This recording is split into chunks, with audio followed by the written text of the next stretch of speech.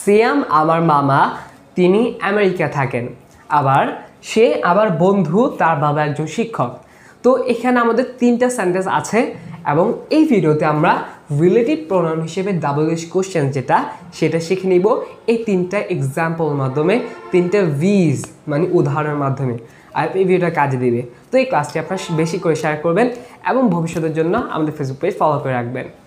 আমরা WH questions এটা নিয়ে অনেকটা ধারণাই রাখি, আমরা এটা ছোটোবেলা থেকেই শিখি যে WH কোশ্চেন্স কি।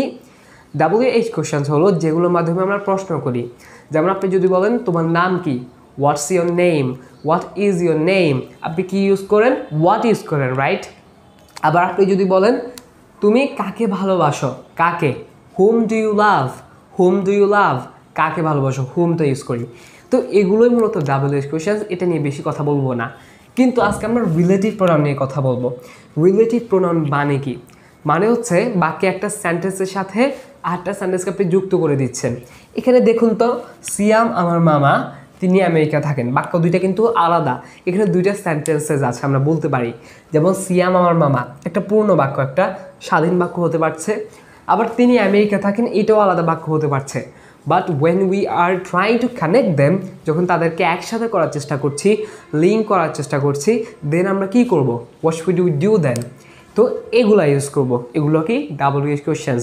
বাট রিলেটিভ প্রোনাউন হিসেবে যখন আমরা WH কোশ্চেন্স ইউজ করব, তখন কিন্তু এগুলো অর্থ কি, কাকে, এরকম থাকবে না। কিভাবে হবে আমরা একটু দেখি। হু হয়ে যাবে যে, হু, হু মানে কি কে, হু ইজ হি, সে কে। এখানে কে না বলে বলবো যে, হু যে। উইচ যেটা, উইচ মানে আমরা কি জানি, কোনটা, কোনটা, উইচ যেটা হয়ে যাবে এখানে। আবার হোম যাকে, হোম মানে কি জানি, কাকে, whom do you like most, তুমি কাকে সবচেয়ে বেশি পছন্দ করো, হোম যাকে হয়ে যাবে, কাকে, টু যাকে। হুজ যা, হুজ মানে কি, হুইজ মানে হচ্ছে কার, হুজ। হুইচ, এখানে আমরা একটা বলতে পারি এই যে এই কলমটা কার, হুজ পেন ইজ দিস, এই কলমটা কার। তাহলে হুজ হয়ে যাবে যার, কার না, যার। আবার হোয়াট যা হয়ে যাবে, হোয়াট মানে কি, হোয়াট মানে হচ্ছে কি, তাহলে হোয়াট কি হয়ে যাবে যা। এবার আমরা এগুলো একটু দেখব এবং ভালোভাবে বোঝার চেষ্টা করব যে কিভাবে এগুলোর রিলেটিভ প্রোনাউন হচ্ছে। সিয়াম আমার মামা, তিনি আমেরিকা থাকেন।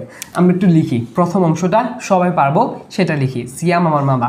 তো বলতে পারি কিভাবে, সিয়াম, সিয়াম আমার মামা। তাহলে এখানে যেহেতু বাক্যটা প্রেজেন্ট ইনডিফিনিটে আছে, সেভাবে লিখবো, সিয়াম ইজ কার মামা, আমার মামা, মাই।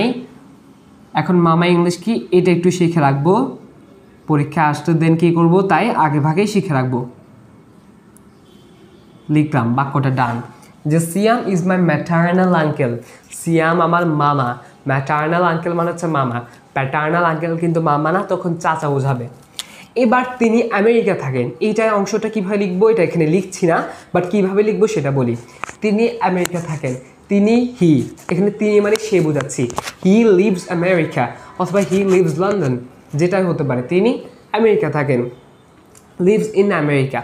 তো এখন এই অংশটাকে আমরা তিনি না বলে কি বলতে পারি, তিনিকে চেঞ্জ করে বাক্যটার সাথে, এই প্রথম বাক্যটার সাথে কানেক্ট করতে আমরা যিনি বলতে পারি, যিনি আমেরিকা থাকেন। তাহলে কিন্তু একটা সেন্টেন্স হচ্ছে।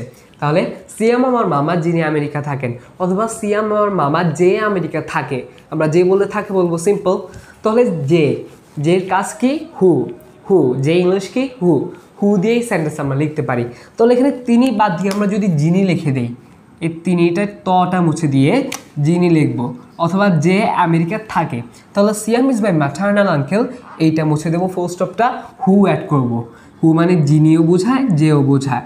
হু লিভস, হু লিভস ইন, কোথায় থাকে, আমেরিকা।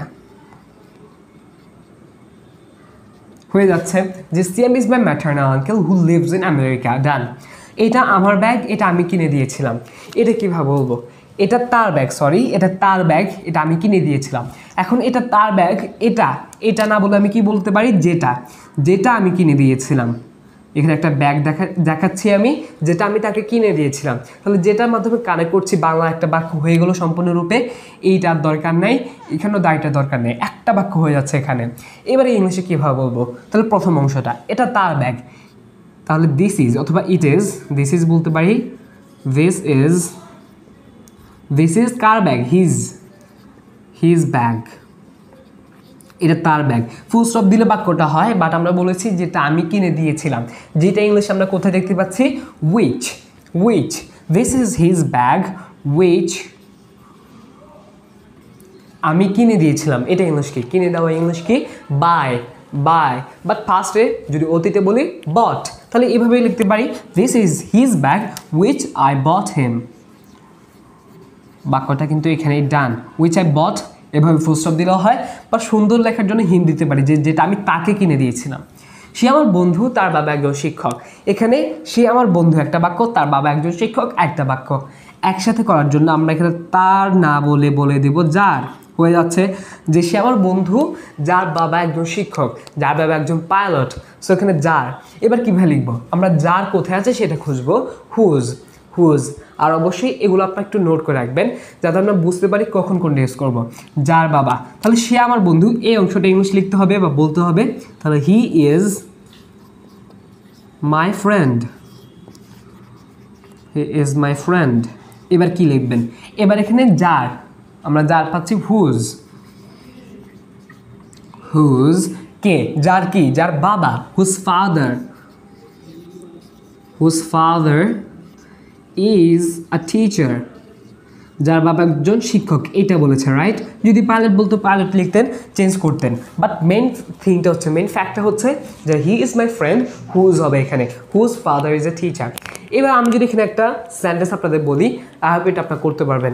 যদি আমি এখানে বলতে চাই যে সে আমার বন্ধু যাকে আমি সবচেয়ে বেশি পছন্দ করি, সে আমার বন্ধু যাকে আমি সবচেয়ে বেশি পছন্দ করি, তো যাকে ইংলিশ কি? হোম। এই হোম দিয়ে আপনার সেন্টেন্সটা করবেন। আই হোপ আপনার কমেন্টে এটা লিখতে পারবেন। So that's all for today. Thank you for this video. আল্লাহ হাফেজ, আসসালামু আলাইকুম।